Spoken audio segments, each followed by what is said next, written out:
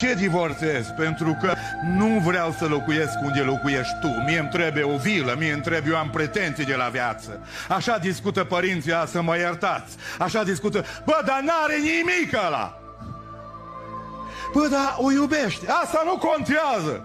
Aceea, tai noaptea, tai seara pe masă, dragostea cu cuțitul, trebuie să tai, bă, mezelul, trebuie să tai piciorul de căprioară, trebuie să mergi la cel mai tare restaurant, trebuie să mănânci la italien, trebuie să ai în casă, bă, dar ce oferă? Zice, știi când te măriți, când ți-a oferit ceva, dragostea nu mai e o normalitate, hei! Să nu mă contraziceți, că nu accept.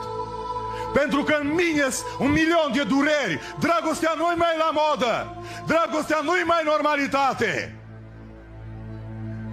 Tipele sunt o normalitate. Tipii, top. Un băiat top. Oamenii trași prin inel sunt normalitate. Fata trasă prin idel are întoarce capul tuturor. Astea sunt normalitățile care se poartă. Nu că judec pe cine arată bine, dar noi am pierdut asta. Poporul tău va deveni poporul meu.